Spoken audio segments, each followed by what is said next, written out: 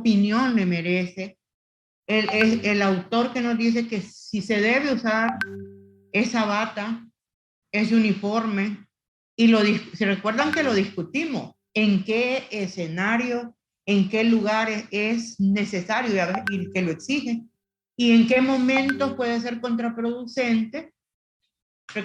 ¿Todos lo recuerdan o sí, no? sí, sí. Sí. Solo estoy haciendo aclaraciones para que no graben en su cerebro esos malos entendidos. ¿Alguien más? Mire qué importante es la retroalimentación, porque ahí vamos corrigiendo la forma como codifican la información. ¿Sí? Hablamos del nivel sobre los objetivos de la entrevista, que es investigar, diagnosticar y orientar. También dijimos que la entrevista es un diagnóstico, es un diálogo previamente estructurado con la finalidad de obtener información sobre el paciente y dentro de la entrevista va dando la guía del diagnóstico presuntivo para elegir la batería de pruebas y ahí sacar también el motivo de consulta. Ah, muy bien, Jennifer. ¿Alguien más? Hablamos de los niveles de conciencia también, ¿verdad? De orientación en el tiempo, orientación en la espera, en el espacio y orientación personal. Hablamos también de la lucidez y la confusión, de la omnibulación, el sopor y el coma. Tocamos varios temas y hablamos de la muerte cerebral, la memoria y las funciones cognitivas. También hablamos de, aquí tengo recapitular la transferencia y la contratransferencia. La contratransferencia es generalmente inevitable y negativa para el proceso y debe estar en el centro de la capacitación del clínico, con la intención de enseñarle a certificar sus propios disparadores, agendas ocultas, asuntos inconclusos y tareas pendientes. Sí, y cuando hablamos de esos aspectos que está mencionando Gloria, es que hicimos la referencia porque cuando estamos haciendo una entrevista tenemos que tener claridad de en qué condiciones está el paciente que estamos entrevistando.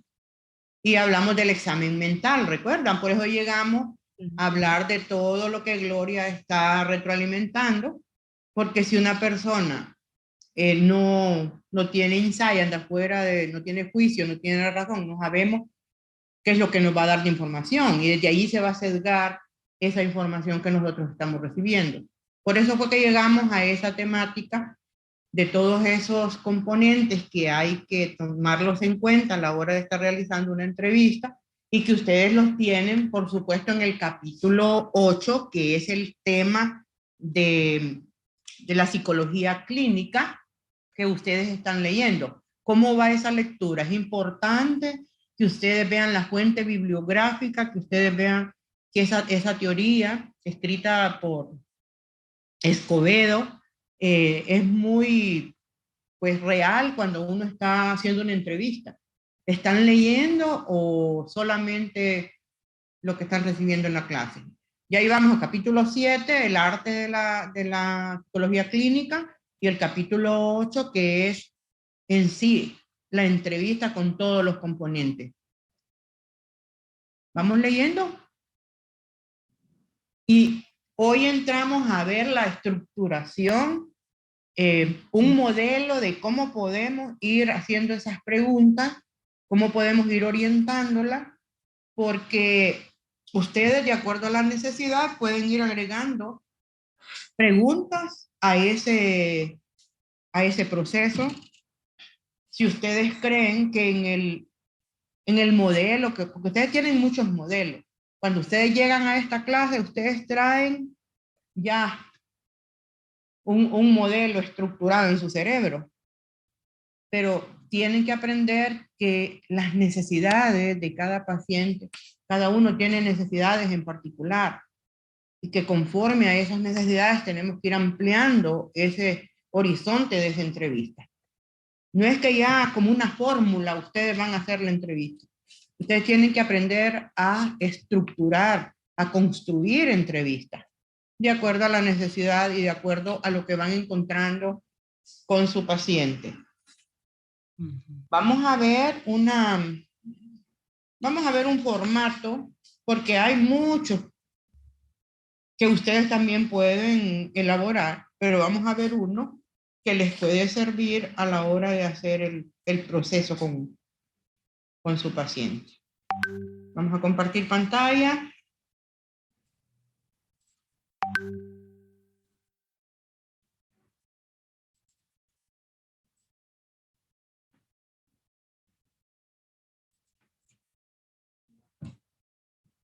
Permítanme que es un poco lenta la máquina.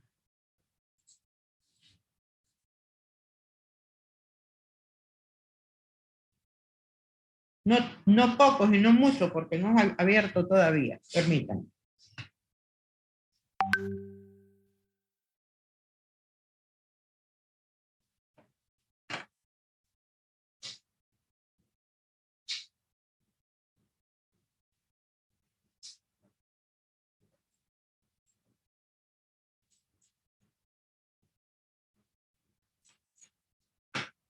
Permítame.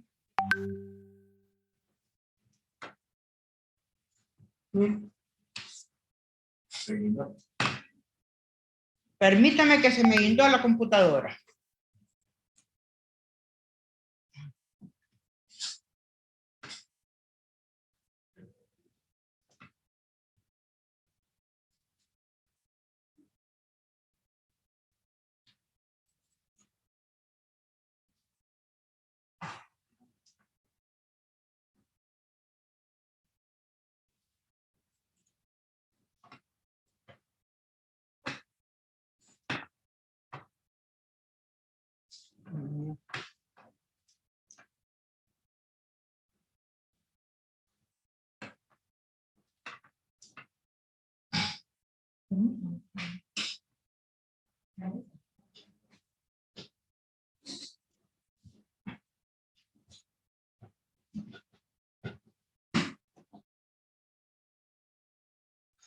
Licenciada, a la compañera Mari se le fue el internet y está intentando volver a ingresar a la clase.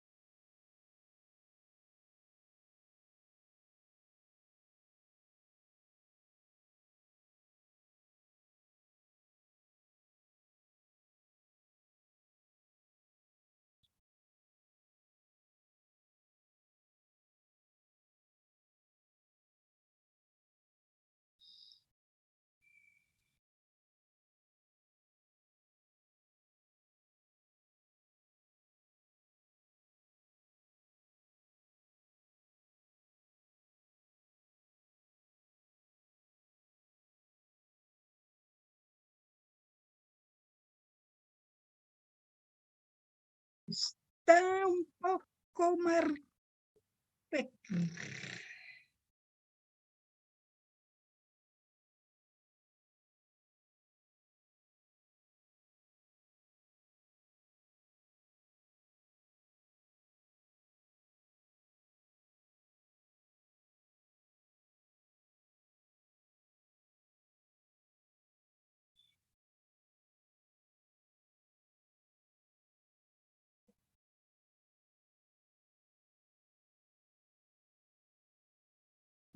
Hola, Hola. ¿me escuchan? Hoy Sí, sí. sí, es que estoy cambiando de computadora porque se me guindó la otra, pero permítame, ya estoy conectada acá. Solo déjenme buscar el archivo.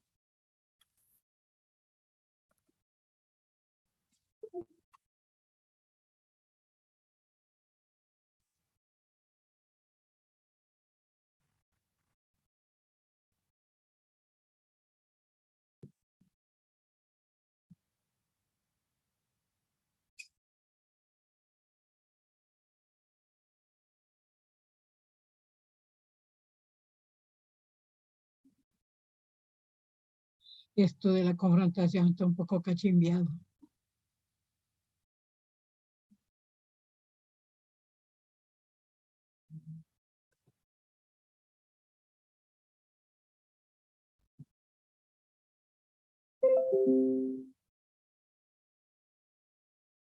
Buenos días. ¿Me escuchan, jóvenes? Yes. Sí. Sí. Permítanme un momento.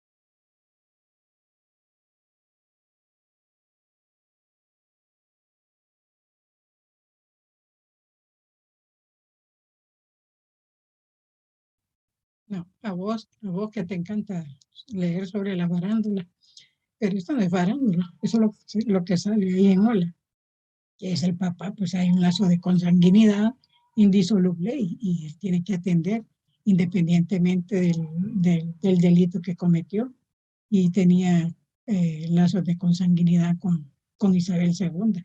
O sea, eso es muy aparte. O sea que allá son un poco más cerrados que acá.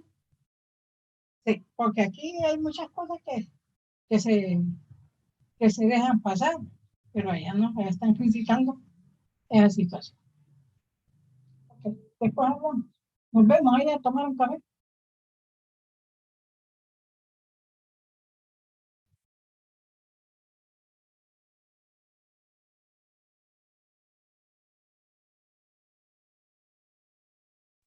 Ya sé la pantalla.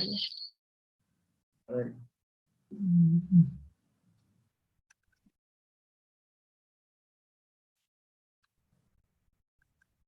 Hola, Hola, ¿pueden visualizar el formato? Sí, Liz. sí, Sí, sí se mira. está un poco Bueno. pequeñito. Yo, como soy medio chocolate, tengo que hacer Permítanme, vamos a colocárselo más. encimarme más. Sí, ya se lo vamos a. Así, yes, ¿Ahí? así. Sí, cheque, Bueno, gracias. esto vamos a entrar desde lo más sencillo a lo más complejo, para que ustedes vayan viendo cómo ustedes tienen que ir creando y construyendo sin olvidar los fundamentos teóricos, empíricos, científicos y toda la cuestión cuando van a hacer una entrevista, pero no quiero empezar por una complejidad para que ustedes vayan pues tomando y captando lo que estamos haciendo. Esto es la entrevista más sencilla por la cual ustedes pueden iniciar dependiendo en qué momento están pues utilizando esa entrevista. Como dijimos que ustedes pueden utilizar para este caso una entrevista semiestructurada, tienen una parte, porque dijimos que semiestructurada es porque tiene una parte ya elaborada, construida, en donde ya sabemos qué es lo que vamos a preguntar, pero hay otra parte que la tenemos que en marcha, en el proceso, en el desarrollo, lo vamos a ir tomando. Siempre debemos tener presente qué dimensiones son las que vamos a indagar, qué dimensiones de la vida de ese paciente son las que necesitamos indagar para ese proceso. Porque la entrevista pues es una herramienta que no, muy valiosa, que nos va a dar mucha información sobre lo que está atravesando ese paciente. Así que hay que hacerlo con mucho cuidado. Vea lo normal. Primero empieza con el nombre, fecha de nacimiento. Usted, con esa fecha de nacimiento, establece la edad. No olviden esto. Todos saben cómo se saca la edad cronológica, ¿verdad? Sí. Sí, Lili. ¿Sí? Sí. Todos dicen sí. Porque fíjate que a veces todos dicen sí, ya cuando voy revisando los casos, voy viendo que no, que la cronológica no está bien Licenciada, sacada. a Sí. mí eso de quitarle prestado los días no se me dificulta tanto como quitarle prestado un año. Pero sí lo hago, sí sé que cuál es la edad cronológica. Es que, mire, Gloria, para que usted no se pierda, Ujú. para que usted no se pierda, usted sabe que cuando usted le va a pedir prestado los años, usted va a imaginar que no es que va a pedir una unidad, ¿verdad? No, El mes tiene, en 12, el mes trabajamos con 30 días, ¿verdad? 30 días, sí, sí, Y con el año trabajamos con 12 con meses. meses, sí. Entonces, lo que usted se tiene que grabar para que no se equivoque es que no trabaja con unidades, sino que trabaja, digamos, si usted no puede restarle a 4 días, porque le va a restar a 4 menos 25, entonces usted le va a agregar los 30 del mes, porque está pensando en eso, ¿verdad? 30 Sí. más 4, 34 menos 25, ahí va a poder hacer la resta. Ujú. Y eso es lo que se confunde usted, ¿verdad? Sí, me Sí, pero equivoco. grábese eso. Cuando vengamos a lo presencial, vamos a hacer una práctica porque eso es fundamental, que ustedes pareciera que es algo tan sencillo y que no lo debería estar preguntando. Pero casi siempre anoto cuáles son los errores que cometen los estudiantes de la clase anterior para poder fortalecerlo en el grupo que llega. Y eso ha sido uno de los errores que no sé por qué la mayoría o un buen grupo de estudiantes no han aprendido a hacerlo. Pero espero que aquí ya salgan todos en un 100% sabiendo establecer esa edad cronológica. ¿Cuál van a ser las dos fechas que van a tomar? La fecha de nacimiento y la fecha de evaluación. No de evaluación, sino la fecha en que está haciendo. La entrevista. Exactamente. Usted siempre va a tomar nota de ese día en el que usted está realizando esa entrevista. Eso es fundamental, eso es elemental más que todo, que usted tome qué día es hoy que estoy haciendo esa entrevista y lo deje para que cuando usted vaya a establecer esa edad cronológica, usted tome la fecha de nacimiento que le está proporcionando su paciente. Sencillo, lo que les estoy explicando, no debería explicarlo, pero como le estoy diciendo que cometen errores, entonces lo hago. Nivel académico. Es importante saber en qué nivel académico se encuentra la persona que estamos evaluando. Si es una persona que ya atravesó su primaria, ya la cursó, su secundaria, su educación superior, ¿a qué nivel? Entonces, es importante, cuando usted le ponga un check a cualquiera de estos, a la par, le va a establecer si es, digamos, si usted encuentra que la persona que está evaluando está en una universidad, está estudiando en la universidad, pero no se ha graduado, entonces, estudio superior en desarrollo. Porque no se ha graduado. Si ya completó, si ya tiene una licenciatura, ya a nivel superior tiene una profesión, entonces nivel superior, check, y el estatus, que es lo que sacó, licenciado en psicología, médico general, arquitecto, ingeniero, lo que sea. Siempre es bueno colocar en la entrevista porque toda esa información importantísima cuando estamos elaborando los informes. Es importante que escriban el centro en donde se formó, si fuera educación superior, en Universidad Nacional Autónoma de Honduras, qué sé yo, UNITEC, cualquiera de las otras universidades. Si es a nivel secundario, el nombre del colegio. Si es a nivel primario, el nombre de la escuela. Nombre de la madre, importante. Edad y profesión, ocupación, al igual que la que la de sus padres en sí, porque necesitamos saber la formación que tuvo esta persona. Es importante, nos puede servir en el futuro. Tomar nota de información que la podríamos necesitar nosotros en el proceso. Necesitaríamos el domicilio, el teléfono, correo electrónico. Y es importante, cuando usted está haciendo una entrevista, saber cómo llegó esa persona al proceso, quién lo derivó, quién lo remitió. Estos son algunos datos de los que decimos estructurados que ustedes tienen en la entrevista. Porque después viene una parte que es la que a ustedes les preocupa más, porque es donde ustedes tienen que buscar cómo profundizar, cómo explorar o autoexplorar esa problemática que ustedes están evaluando.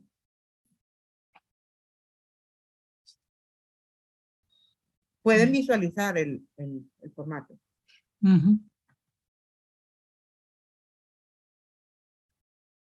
Hablamos ayer, recuerda Gloria y compañeros, que inclusive Gloria hizo una pregunta sobre la historia clínica. Sí. ¿En qué momento o qué? Entonces, hay una parte que ustedes pueden dejarlas estructurada para que hagan algunas preguntas que son muy importantes a la hora de estar haciendo una evaluación y que ya estén estructuradas para que ustedes solamente puedan chequear sí o no y que se les haga la entrevista, para que la entrevista no se haga tan tortuosa para el paciente, tan larga. Entonces, eso ya lo dejan ustedes solo para hacer la pregunta, porque la profundización va a venir después. Pero como por ejemplo, preguntarle qué enfermedades ha padecido, ahí es importante saber qué enfermedades se anotan. Si alguna vez ha convulsionado, si ha padecido de terrores nocturnos, si habla dormido, si se levanta dormido. Y ahí viene la pregunta. ¿Recuerdan por qué de la importancia de saber cuando uno está tratando a alguien? Si toma algún medicamento. Permítame que voy a cerrar la puerta porque tengo ruido afuera. Permítame.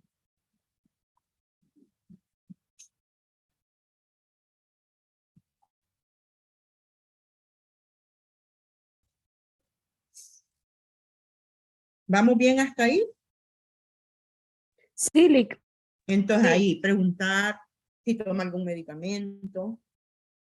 Y después buscamos estas preguntas, cómo se considera él o ella, si se considera una persona alegre, triste, deprimido, enojado, agresivo, tímido, sociable, introvertido, ordenado, desordenado, sucio, limpio, si miente de vez en cuando. Cuando usted le hace esta pregunta, mire, cuando usted hace esa pregunta, porque no es fácil que se la contesten si usted no la sabe manejar, para preguntarle a una persona si miente, o esas fantasías que de vez en cuando la gente tiene. ¿Alguna vez usted le da por mentir, por dar una mentirita por ahí, así como para que no le caiga como golpe? Porque usted miente. No, sepa hacer esa pregunta. Y las personas sinceras dicen, sí, me gusta mentir. Y otros dicen, yo disfruto cuando miento. Tiene alguna fantasía. Miren, hay fantasías desde las más pequeñas que ustedes van a ir descubriendo en los pacientes hasta las más complejas. Fantasías como, por ejemplo, una persona que se formó un castillo en su cerebro, de su condición quizá de vivienda, que iba a vivir en un lugar y nunca lo pudo lograr, pero su fantasía llega a tal grado que lo vive como si eso fuera cierto, lo cuenta a sus compañeros como si eso fuera cierto, pero cuando le toca bajarse para llegar a su casa se baja antes para que no le descubran dónde vive. Fantasías así encuentra uno en las redes. Es cierto, es cierto. Sí, ¿verdad que le causa risa? Sí, sí, porque hay personas, yo tuve compañeros de trabajo que, que eran así, que les daba pena, ¿verdad? Me llega un compañero una vez y me dice, Gloria, serví media hora. Ah, con gusto. Y entonces me viene otra compañera y me dice, Gloria, le pidió fulano de tal que fuera aval suyo. Sí, que usted fuera aval. Sí, le digo. ¿Y a dónde le dijo que vivía? Ah, le digo yo, por el Álamo. No, me dice, vive en la Nueva Esperanza. A mí, eso, yo no le paré mucha bola, pero en otras cosas se fueron agarrando, que era bien mentiroso, bien fantasioso. Él tenía su fantasía, yo creo que todo el mundo tenemos fantasía, pero más que todo volvemos a la realidad, eso no pasa de ser un pensamiento, pero hay personas que viven de eso, es como el que miente. Yo Pero soy lo que, cruel, yo soy cruel porque yo digo la verdad siempre. A mis hijos les hablé con la verdad y cuando los regañaba, ahora me dicen, usted era bien cruel. No era franca, les decía la realidad de las cosas, eso es lo que yo pienso. Y ahora que estudié psicología, dice, miras que te has equivocado. En unas cosas nada más, yo por lo demás no. ¿Verdad? sí, Y me provoca eso de la fantasía, porque si hay gente bien fantasiosa que se cree que es adinerada y dice, bueno, viven ellos su fantasía. Ellos son felices así. sí, Gloria, pero en este caso, si lo Mm, vemos profesionalmente y ujú, lo vemos de forma objetiva y de forma ética, vamos ujú. a ver que a veces son compensaciones y son parte de la patología. Y es Sí. por eso que debemos tener cuidado y es por eso que surge tener ese enunciado ahí, porque después cuando hacemos la aplicación de las pruebas y las evaluaciones, entonces vamos concatenando toda esa información y todo nos va calzando con lo que Ujú. vamos encontrando. O sea que no está por simple curiosidad, ni porque la gente a veces que hace sus fantasías así de vez en cuando, sino porque encontramos que son compensaciones y mecanismos que utilizan las personas para sentirse bien, pero que también son parte de una patología. Sí. Emily, Esos ¿cuál está haciendo? mentirosos, licenciado, esos mentirosos, esos que por todo mienten, o sea, que la mentira es ¿cómo se llama? Su excusa número uno. Esos son patológicos, ya mentirosos, son patológicos, ¿verdad? Sí, Que no recuerde que hay pueden vivir una, sin mentir. sí, recuerde que están los mitómanos, que es una Mm, patología. ujú. Entonces, por como, Uno se topa en la vida con un montón de gente. Yo tenía una compañera también, pero ya de estudio, que me llamaba, ya estaba en el aula yo a las 3 de la tarde y me decía, Gloria, ¿dónde estás? Aquí en el aula. Y vos, aquí en el banco, dame un chancecito que voy a ir al banco, cuida mi asiento. Me dice que voy a llegar a clase, que ando en el banco. Era un día, al día siguiente la misma onda, al tercer día la misma onda. Y un día llegó, yo la traía a ella y la mandaba a dejar a la casa, a su casa con mi hijo. Y no sé, se fueron. Al día siguiente yo estoy sacando el carro del garaje y miro yo unas tarjetas ahí, ¿verdad? Que son de ahorro. Esto no es mío, y miré yo. Y me dio por curiosidad, ¿verdad? Y ya me convencí yo de que la compañera vivía en otro mundo así y la fui entendiendo porque eh, se mentía a sí misma, vivía esas cosas.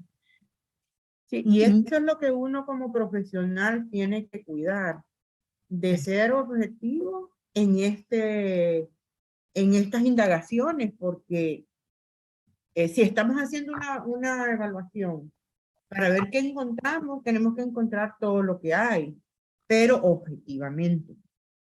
Emily tiene la mano levantada. Vamos a ver, Emily, ¿qué quiere compartir? Sí, yo quisiera preguntar que si en este apartado donde están las características nosotros pudiésemos profundizar más, vaya. Por decirlo así, si la persona, nosotros le decimos, usted en algunas ocasiones miente o cosas así, entonces si la respuesta es sí, nosotros podemos preguntar como de por qué o igual en la fantasía, va como de qué tipo o cosas así. Es que la persona cuando le dice sí, le explica por qué, cuáles son las mentiras que está acostumbrado a hacer. La persona nunca dice, sí, sí, miento. No, la persona le dice, sí, mire, en tales Se trata de ocasiones justificar, me da por... entonces. Sí, la persona misma le explica.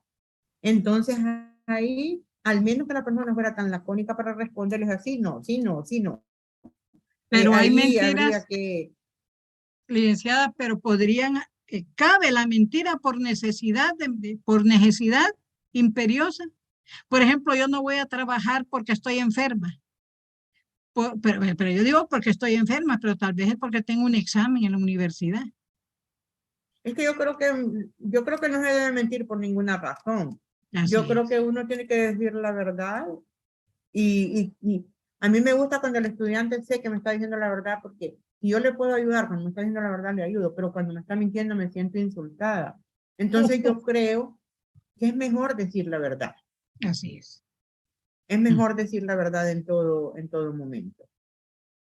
Vamos a esas características en la entrevista ya más compleja, les voy a enseñar cuánto pueden preguntar ustedes ahí, pero vamos a ver otra entrevista después en esas características para que ustedes puedan enriquecerla, porque esta es la más sencilla, porque tengo que empezar por aquí, por lo más sencillo. Luego, aquí nadie preguntó, ya que se me regresó la máquina, nadie preguntó que por qué se le debe preguntar a la persona quién lo derivó, quién le acompaña a la hora de la cita. ¿Se imaginan? Ya que se me regresó a ese punto, ¿se imaginan ustedes por qué? Quien lo derivó es quien lo remitió, ¿verdad?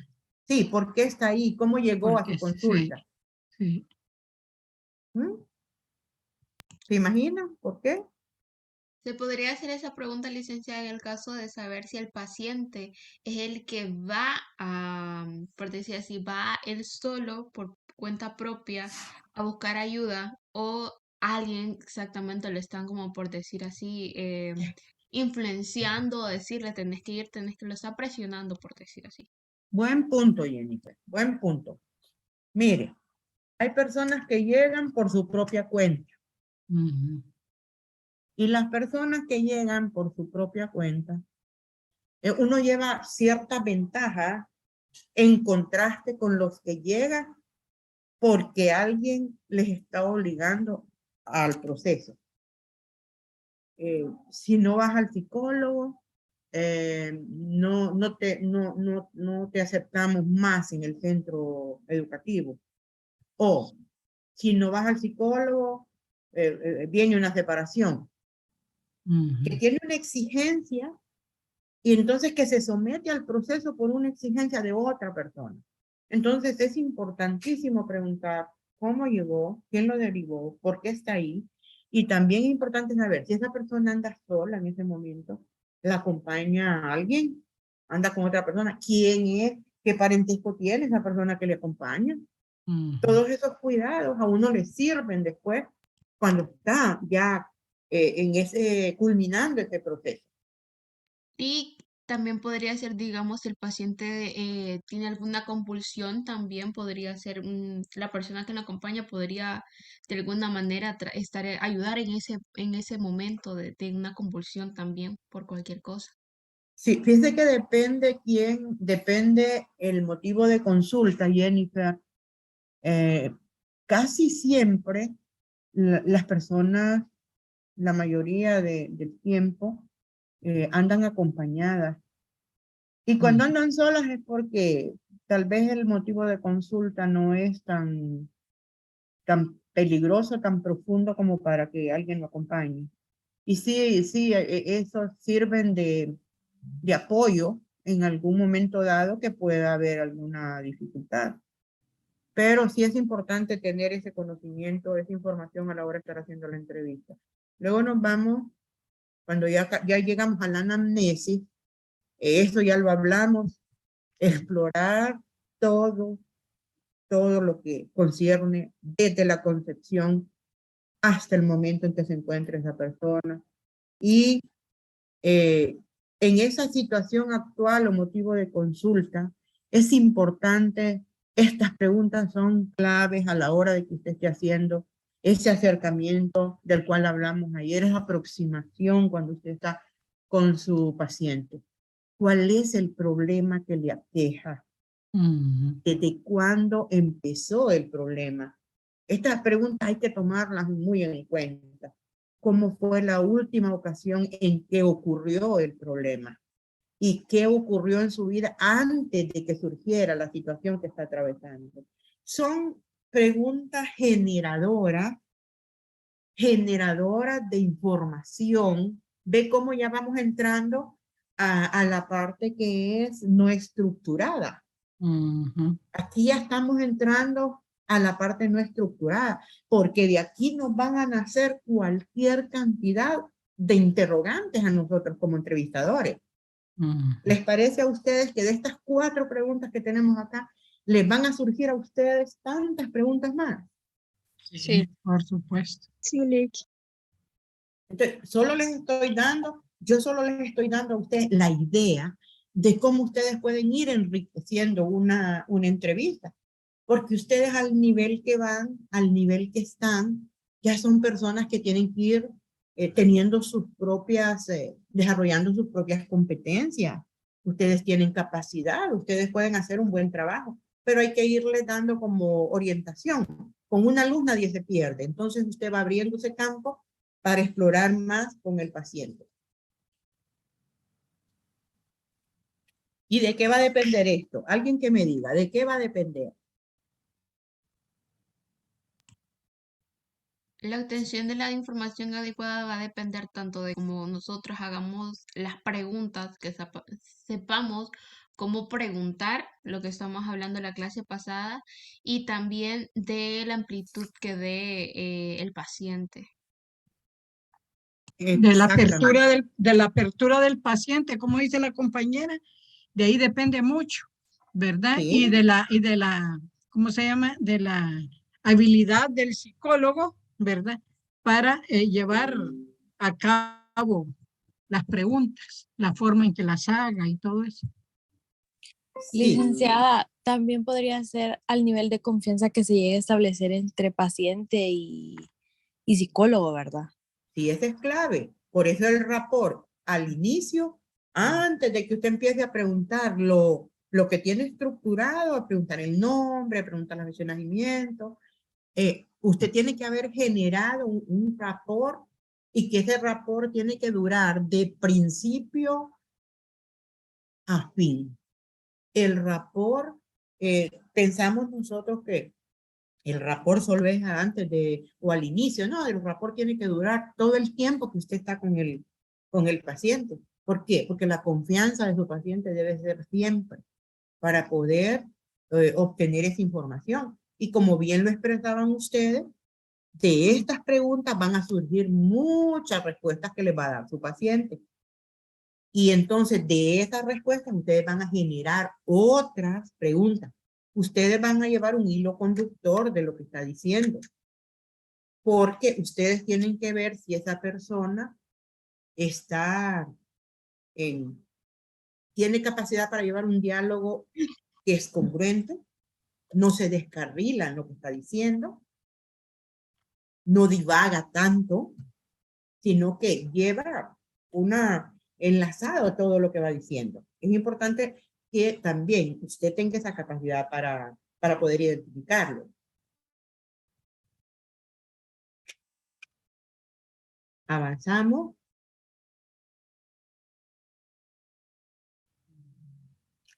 Aquí vienen otros factores. Aquí vienen otros factores que ustedes, ¿qué otros aspectos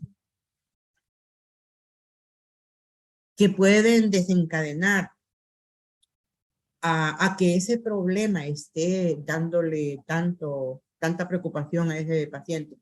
Entonces, ¿qué otros aspectos se vinculan con el problema que le ha planteado en el motivo de consulta? Entonces tenemos muchas dimensiones.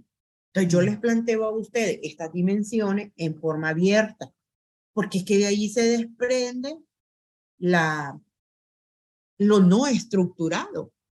Ustedes saben que hay que explorar mucho acerca de la familia, pero no tengamos tan estructurado como tenemos al inicio lo que vamos a preguntar sobre la familia, sino que seamos que haya apertura a que ustedes conozcan de esa familia qué es lo que sucede.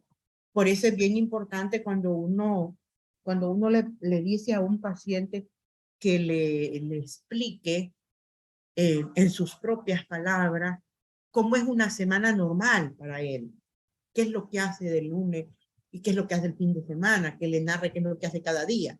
Porque cuando está narrando eso, pueden salir a relucir muchos aspectos familiares. De hecho, desde que entran ya le van diciendo si tienen problemas familiares, cómo ha sido su vida, cómo es su desarrollo, cómo viven en casa, cómo son apoyados o no apoyados en familia, maltratados o no maltratados, manipulados o no manipulados. Entonces, esta dimensión familiar es muy amplia. ¿Qué le gustaría a ustedes saber de un paciente en familia? A mí de tener un paciente con ciertas patologías, me gustaría saber la herencia, ¿verdad? El orden genético, ¿verdad? A ver si eso es heredado, si esa patología que tiene él es heredada, ¿verdad? Y A mí me eso, gustaría saber con quién vive y cómo se lleva con las personas que viven. ajá, con quién vive y cómo se lleva. Y hay que cuidar cómo hacemos la pregunta, porque si usted le dice, ¿usted se relaciona bien con su familia? Es una pregunta cerrada. No le da ninguna información porque le va a decir sí o no. Pero ¿cómo le haría abierta a usted esa pregunta? ¿Cómo es la relación que tiene usted con su familia? Exactamente. Ahí es abierta la pregunta. Entonces, cuando ustedes van a lanzar preguntas, hagan preguntas abiertas, no preguntas cerradas. Pero esa también la podríamos hacer como que más específica. Por ejemplo, si preguntamos con quiénes son con los que conviven los miembros de su familia, y ya dice, mis hermanos, aquí. Entonces, y la relación con tu mamá, ¿cómo es? Y así, ¿verdad? Así personalizada por cada miembro. No necesariamente, sino que cuando usted indaga con quién vive, puede preguntarle como hizo la pregunta de la compañera, cómo es la relación con su familia. Y él mismo le va a ir diciendo con quién se lleva bien, con quién no se lleva bien. Porque si usted le empieza a ver individualmente con tu mamá, con tu papá, con tus hermanos, ya la va usted estructurando. Y ya deja de ser abierta. Usted se va a dar cuenta, desde que empiece a hablar de la familia, usted va a ir abriendo un panorama, cuál es la relación de esa persona, porque usted va a ir ampliando. Y él le va a ir contando, y usted va a ir conociendo más, y usted va a ir anotando, porque aquí sí hay que anotar. Esto es bien importante dejarlo claro, porque usted tiene que establecerlo en la entrevista después.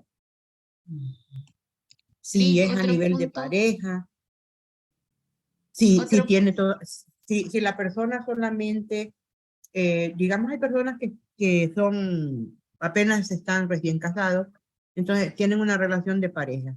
No hay hijos todavía, sino que están solamente los dos. Pero también en familia, a veces el problema es con la pareja. Con los hijos una buena relación, una excelente relación, pero una relación conflictiva y quebradiza con la pareja. Entonces todo esto ustedes lo van a emplear porque eso es importante saberlo dentro de la entrevista. Pero no solamente es importante la relación con la familia, también la relación en sociedad es importante. Esa relación de amistad, tiene amigos, le gusta tener amigos, es una persona aislada, es una persona que no le gusta relacionarse. Pero ojo con esto, porque acuérdense que después ustedes empiezan a clasificar, cuando empiezan a encontrar las características en las pruebas, empiezan a decir, es que esta persona es esquizoide, o esta persona, y tal vez esa persona, ustedes están diciendo que es esquizoide porque encuentran algunas características, pero que son más de una persona con una personalidad evitativa y eludible que de un esquizoide. Entonces, en esa relación que les narra de las amistades, ustedes lo pueden conocer. Porque, ¿qué es lo que hace el esquizoide? El esquizoide no le gusta relacionarse con los demás, pero no, porque en su cerebro piensa que no los necesita. Pero el que tiene una personalidad evitativa y eludible no lo hace porque tiene miedo que lo dañen, porque a lo mejor ya fue dañado, entonces cuida que nadie lo hiera. Pero no es que es esquizoide, sino que está cuidando que ya fue demasiado dañado, entonces prefiere evitar la relación con otros porque no quiere que lo sigan dañando. ¿Ven cómo podemos encontrar estas dimensiones son que le van a dar a usted tanta información valiosa para ese trabajo que va a hacer usted en la evaluación?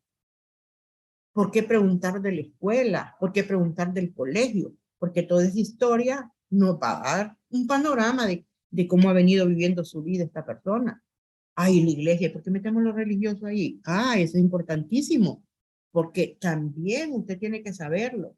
A veces hay personas que dan respuestas que pareciera que podrían ser de una persona que está en algún momento podrían clasificarlo como psicótico, pero no es por eso, es porque tiene creencias que lo llevan a hablar de esa manera. Entonces, todo es valioso a la hora de estar haciendo una evaluación. Todo, cómo se mueve en sociedad, salud física y salud mental. Aquí hacemos un toque de gracia porque aquí conjugamos la salud física con la salud mental. Me voy a regresar a la primera dimensión para que vean lo importante que es. Y Gloria apuntaba algo sobre eso. Cuando usted pregunta, cuando usted está preguntando, vamos a regresarnos al motivo de consulta. Aquí en el motivo de consulta. Cuando usted le pregunta cuál es el problema que le aqueja y empieza a explorar todo el motivo de consulta. Aquí usted va a escribir el motivo de consulta. ¿Por qué llegó esa persona ahí? Entonces, es importante, si la persona está acusando una depresión, por ejemplo. No, es que yo vengo en busca de ayuda porque estoy padeciendo una depresión o tal vez no le diga depresión. Estoy padeciendo de una tristeza que no se me quita, que no siento deseo de comer, no siento en la noche, a veces me desvelo, a veces estoy durmiendo demasiado, me estoy aislando, no me dan deseo ya ni siquiera de bañarme, ni siquiera de cambiarme de ropa, me da igual. Siento como que la vida ya no me está interesando, que no sé qué es lo que hago aquí, porque no sé qué estoy haciendo, solo sé que ando caminando, pero nada más. Ah, entonces usted como buen profesional va diciendo, probablemente puede haber un cuadro depresivo. Entonces ahí cabe una pregunta que Gloria estaba sugiriendo. Si en la familia hay herencia de depresión, si la persona, el motivo de consulta es por ansiedad, si hay familias que padecen ansiedad, si es esquizofrenia, si hay familias que padecen esquizofrenia, porque hay trastornos y patologías que son heredadas. ¿Estamos de acuerdo en eso? Sí. Sí. Sí. Entonces ahora, una vez que usted hace esto, ya tiene, pero aquí no termina todo. Usted después sigue preguntando sobre soporte social, soporte familiar, social, laboral, personal. ¿Qué es eso de soporte familiar, social, laboral y personal?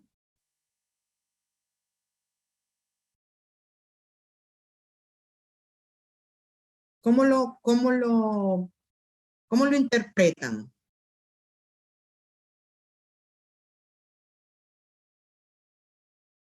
¿Están ahí? ¿Están ahí, jóvenes? Sí, pero... Dice que para Saracen, Levine, Basham y Saracen, el soporte social puede ser definido como la existencia o disponibilidad de personas en quienes se puede confiar personas que se muestran preocupadas con el individuo, que lo valoran y le demuestran aprecio. Ese sería. Pues eso mismo, Gloria, que acaba de decir, está inmerso también en el soporte familiar. ¿Quiénes son esas personas de la familia que él considera que en un momento de necesidad, de dificultad, van a estar ahí para apoyarle? ¿Cuál es ese soporte de laboral que en un momento dado también van a hacer eso? ¿Cuáles son esas fuerzas yoicas que esa persona tiene para sostenerse, ese andamiaje que lo mantiene a él a flote? Todo eso hay que indagarlo. Necesitamos saberlo. Yo no sé si ustedes cuando hicieron la entrevista en Psicodiagnóstico 1 lograron toda esa información. Con la madre, por supuesto, porque estaban evaluando un niño.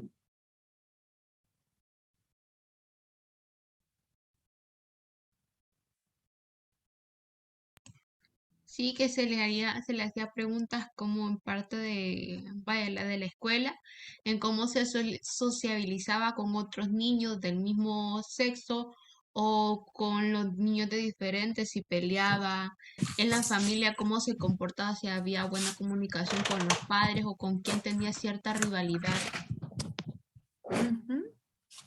Puede ir ampliando el horizonte. Entonces aquí yo les hago una, después de que les pregunto cuáles son sus sueños, fantasías más frecuentes, situación, actividades y personas con las que se siente más tranquilo, con las que se siente más cómodo, con las que se siente intranquilo, ¿por qué no preguntarlo? ¿Qué actividades gratificantes son las que realiza? Todas esas preguntas son importantes para enriquecer su entrevista. Y también, esta no es una entrevista ya que aquí ya no va a poder agregar nada, no. Por eso les digo, como notarán, esta es una entrevista donde usted puede realizar preguntas abiertas, ampliar cada dimensión de acuerdo a la necesidad de la persona con la que usted va a estar haciendo este trabajo. ¿Y de dónde va a empezar a notar usted esos elementos y esas necesidades? Desde que usted llega a esta dimensión, cuando usted empieza a preguntar en esta parte de aquí, ¿cuál es el problema que le aqueja? Desde ahí, ¿desde cuándo? Desde ahí usted empieza a darse cuenta por dónde tiene que ir, hacia dónde se tiene que extender, qué es lo que más tiene que preguntar. Le va dando pautas, el mismo paciente le va dando pautas a usted para ese trabajo que va a realizar.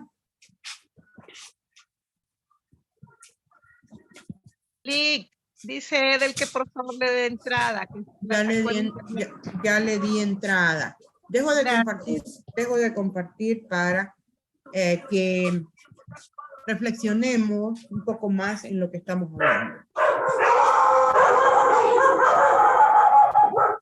Se le alborotaron las mascotas, Angélica. Se echaron los perros. Que se pusieron en huelga las mascotas, Angélica. Qué barbaridad. Veamos qué les parece hasta aquí la entrevista. Yo colijo, licenciada, que gran parte del estímulo psicológico, social o familiar, parte de la misma familia. Que yo me sienta bien en mi trabajo, marcha bien porque está bien en la familia, estoy bien en la familia. Tengo ese apoyo, leyendo que si tengo ese apoyo, que si el mayor problema que tenemos en estos tiempos es el económico, ¿verdad? Que si yo me siento sin dinero, pues tengo una familia, ¿verdad? Un padre, una madre, o los dos, o algún hermano que me puede facilitar para solventar un problema de ese tipo, ¿verdad? Y esos son los problemas agobiantes, tanto que en Honduras han habido muchos suicidios por eso, por ese tipo de problemas. Entonces parto, como le digo, o colijo que la mayor parte del bien, del bienestar que yo tenga es porque también en mi familia estoy bien.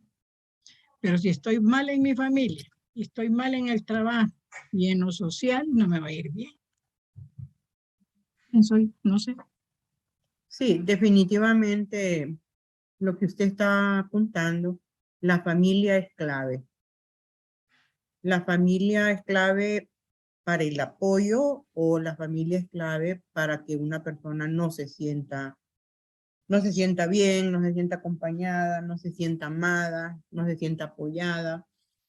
Y yo le puedo decir, usted mencionó una variable muy, muy importante y que en los últimos tiempos está dando mucho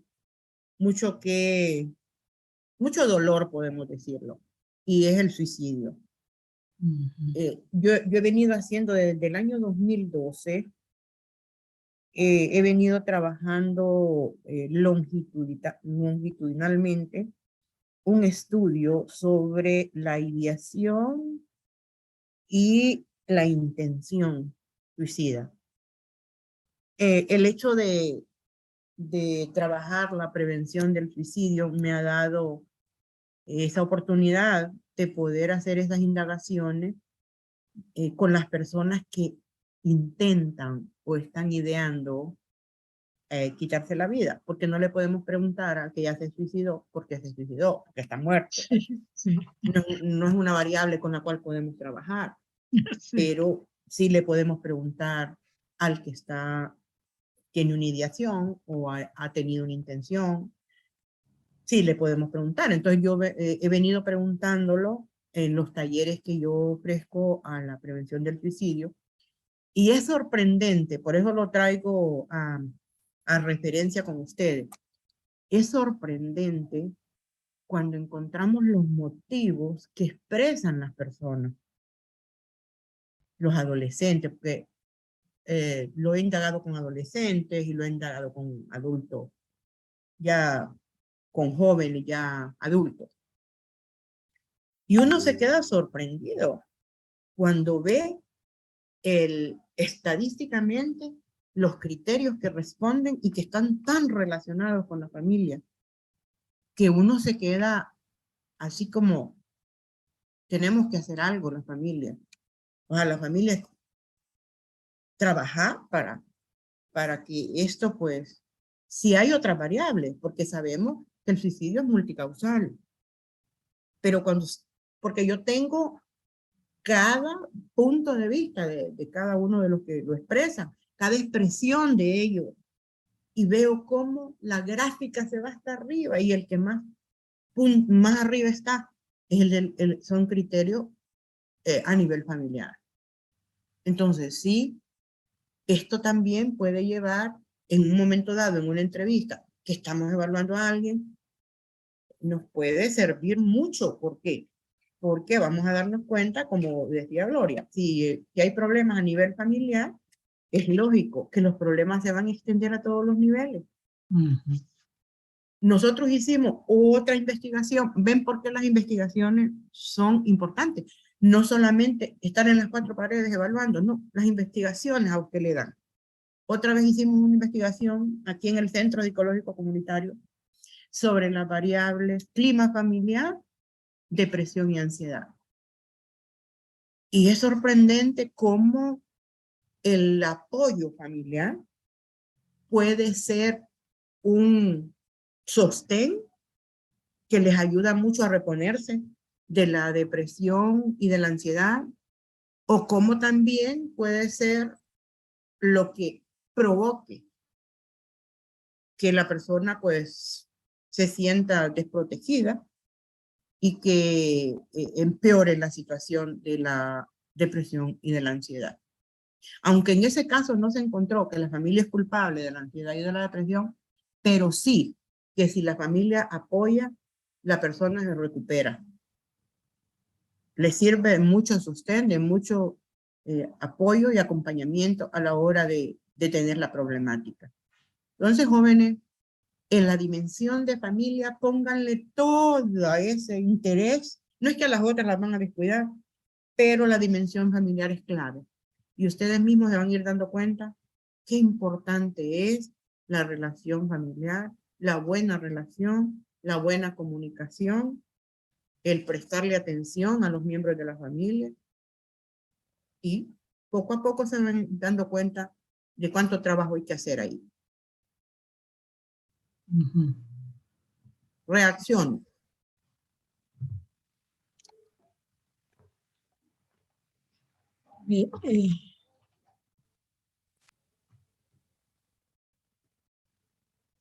Quiero, licenciada.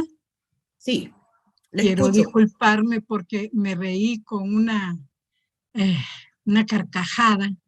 Una carcajada, sí, le escuché. Sí, me sentí liberada, porque es verdad que yo me he encontrado con ese tipo de personas. Solo de esa persona se me vino a mi memoria y entonces me tiré la carcajada. Discúlpenme y discúlpenme los compañeros, es que yo soy bien espontánea. Se me olvidó que estaba en clase, pero sí es cierto. Me gustó esta clase porque me hizo recordar varias anécdotas. Sí. Entonces, díganme, ¿cómo se sienten ustedes para ir a la entrevista? En lo personal, yo me siento segura de lo que voy a hacer, ¿verdad? Sí. Porque tengo esa facilidad, siento yo, ¿verdad? Que soy bien empática, ¿verdad? Y un rapport lo hago, se me hace bastante fácil entablar una conversación.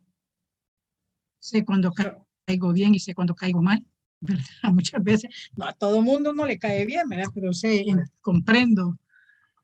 Entonces, pienso que al menos yo estoy en la mejor disposición, ¿verdad? Me siento segura de lo que voy a hacer. Sí, les voy a mostrar, gracias Gloria, qué bueno que se siente segura, porque también el paciente sabe cuando no está seguro de lo que está diciendo. Sí. Y cuando no está seguro también. Así es. Sí, entonces vea que vamos a entrar rápidamente, porque solo quiero llevarlos a ver cómo van ustedes, cómo tabula uno después de una entrevista. Uno recaba toda esa información. Pero voy a ir a vuelo de pájaro, pues no les voy a dar todos los detalles de esta entrevista para que vean ustedes cómo uno va tabulando la información, porque no tiene que dejar nada al aire. Permítame. ¿Van viendo, están viendo el documento? Sí, Sí. Entonces ahí vamos ya tabulando, ya llena la información, pero entonces vamos así, motivo de consulta. Ahí ya está el motivo de consulta, con frecuencia tiene episodios de enojo, donde se vuelve incontrolable, impulsiva, grita y es capaz de dañar a los demás. Y eso hace que las personas la rechacen y ella se siente una persona inadaptada. Tiene la procedencia, el barrio, y luego entramos a la anamnesis, ahí vamos construyendo en la anamnesis cómo se formó la historia familiar, monoparental, solo vive con la mamá o solo vive con el papá, y luego habla del embarazo, del nacimiento, etcétera, y de allí habla de la educación, qué fue lo que pasó con la educación, durante la educación primaria, qué fue lo que sucedió, habla del trabajo, de las enfermedades, y bueno, aquí habla de un montón de situaciones que se van tomando en cuenta. Aquí la actitud para con la familia, actitud frente a la enfermedad, los sueños, la vida social, y aquí tenemos el cuadro clínico, luego vamos con los factores desencadenantes, los anotamos, el soporte familiar, lo anotamos, la situación de actividades y personas con las que se siente tranquilo, describe las actividades que realiza durante el lunes a viernes y los fines de semana, y así sucesivamente. Estos son los aspectos que quiero compartir con ustedes, porque lo demás no se los puedo dar porque aquí. Decía una de sus compañeras, ¿puedo yo agregar otras preguntas o algo que me enriquezca? Claro. Mire que esta entrevista tiene aquí aspectos corporales, complexión, si es alto, si es bajo, si es fuerte, si se ve débil, si tiene exceso de peso, si es blanco, si es moreno, si es pelo negro. cómo lo ve usted, en cuanto si el pelo es ondulado, si el pelo es liso, si es de ojos negros, de ojos claros, si la edad corresponde al aspecto físico que usted está viendo en ese momento, sí o no, si el entrevistado en la gesticulación es normal, o hace movimientos bizarros, o tiene una gesticulación exagerada, cómo vio su higiene usted a la hora de hacer la entrevista, si el arreglo personal, si le vio las uñas, manos y uñas limpias o sucias, si lo vio que anda arreglado o anda desaliñado, si huele bien, si huele mal, el estilo de vestir, si es regular, mal, si es deportivo, formal, casual.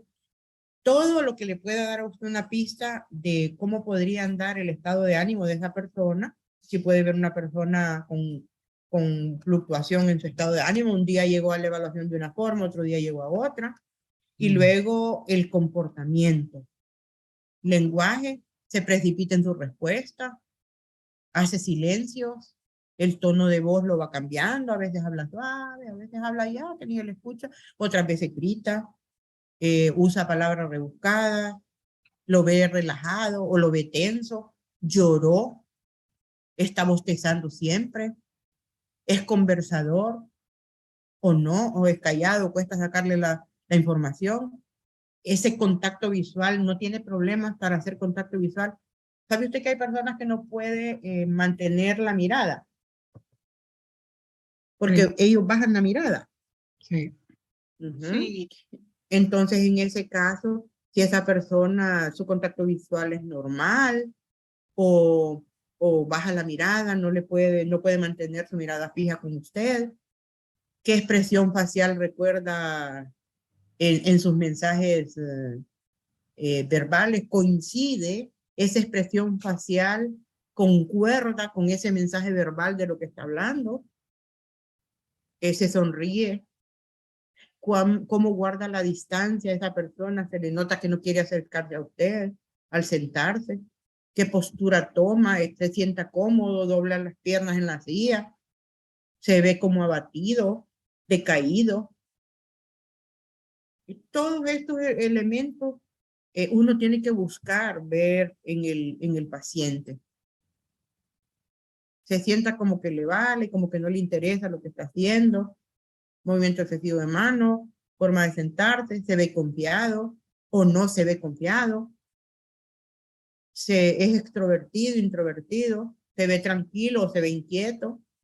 Está cooperando o está renuente a dar la información. Se ve interesado en el proceso o se ve apático, amable o descortés. Y entonces usted ahí va midiendo el nivel de empatía. Entonces, ve cómo se pueden hacer, cómo se puede estructurar la información de una entrevista. Cuando trabajamos estudio de caso, yo todo esto ya se lo doy así como usted, está lleno, solo para que ustedes lo analicen.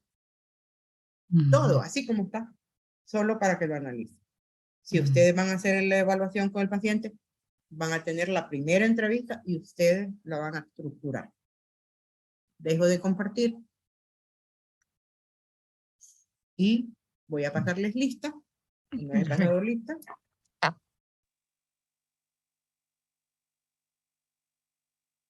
Si tienen preguntas, no duden en hacer. Yo no me voy a enojar con preguntas. Licenciada, yo me imagino de que en el caso de que usted nos dé un caso, ahí va a salir eso de lo que estaba explicando ahorita, de cómo iba vestido y eso.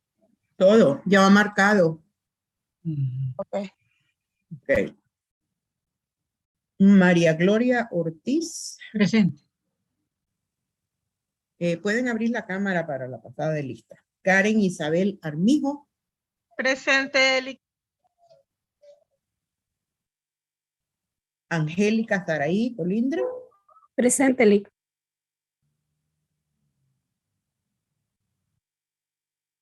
Alejandra Sofía Barahona. Presente, Eli. María Luisa García. María Luisa García. ¿No llegó María Luisa? Presente. Aquí estoy, Liz. Ya la vi. Que le diera un documento que le firmara un documento. Usted también está desde su trabajo, María Luisa. Sí, licenciada. Ya puede venir el número de va, pero yo no sé lo que. Lipsu Victoria. Presente, Liz. Edel Cristina Durón. Presente. Rigoberto Isaac. Presente, Lic. Andrea Celeste Cerrato. Presente, Lic. Julio César Barahona. Presente, Lic. Indira Yasmín. Presente, Lic. Alejandra María Maya. Presente, Lic. Delmi Yamilet Ochoa. Presente, licenciada. Noel Antonio Álvarez. Presente. Lucía Elizabeth Claudino. Presente. Jennifer Daniela. Presente, Lic. Melissa Lisbeth. Melissa Lisbeth. No está Melissa.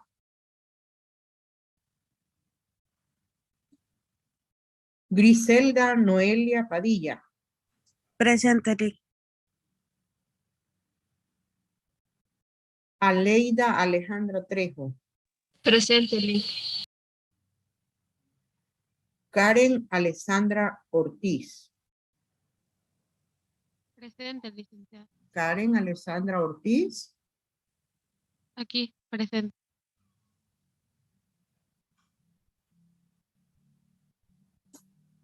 Kevin Antonio Baño Rivero. Presente, Lic. Iván Consuelo García. Ivana Presente, Consuelo licenciada. García. Presente. Ivana. ¿Aquí? Sí. Karina Lisset Lanza. Presente, Lic. Mari Isabel Jiménez. Presente, licenciada. Mari Isabel. Presente, Lic. Espere que no la veo, Mari.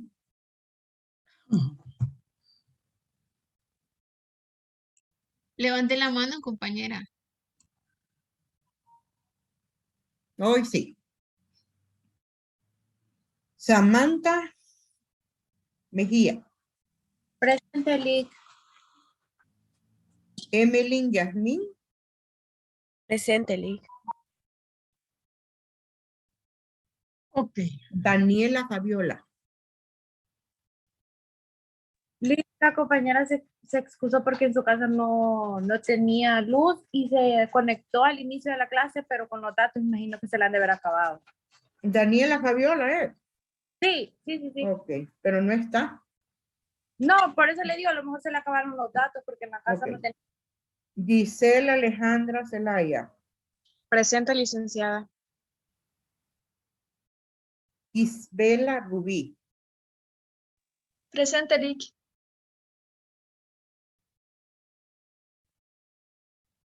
Es importante, 28 personas conectadas.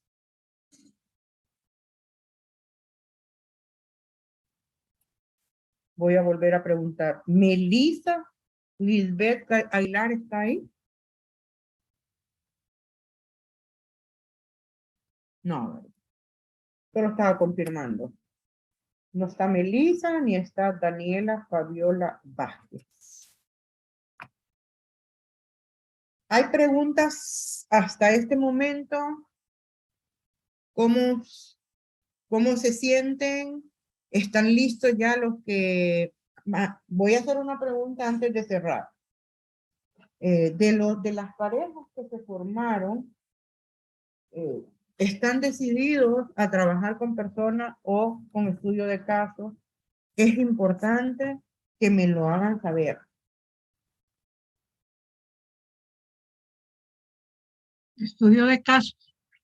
En mi caso Pues entonces, también estudio de voy caso. voy a ir preguntando.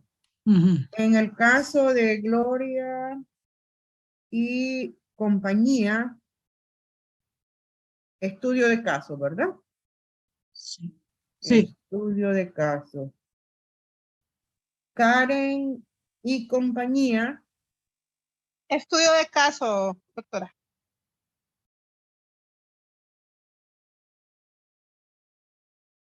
Alejandra Sofía Barahona y compañía. Igual, licenciada, estudio de caso. María Luisa García y compañía. Estudio de caso. Estudio de caso, licenciada. Lipsu Victoria Ortiz y compañía. Con caso, Lic. ¿Con? No, estudio de caso. Ok.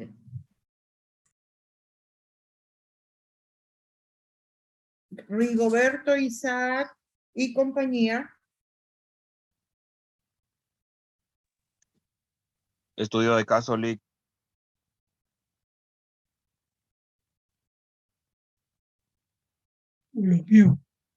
Andrea Celeste Cerrato y compañía.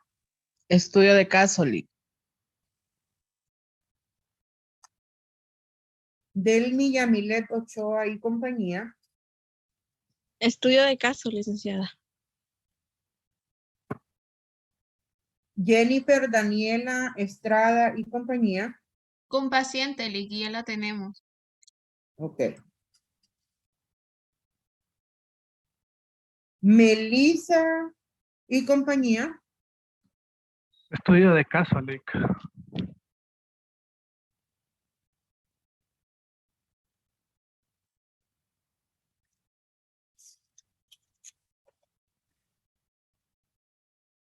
Ivana Consuelo.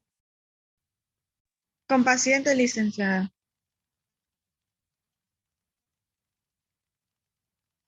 Karina Lisette Lanza.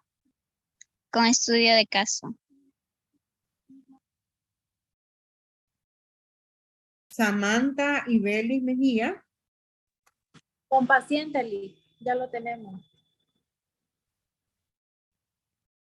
Y Isabela Rubí. Estudio de caso, Lic. Isabela Rubí. Angélica. Estudio de caso, Lic.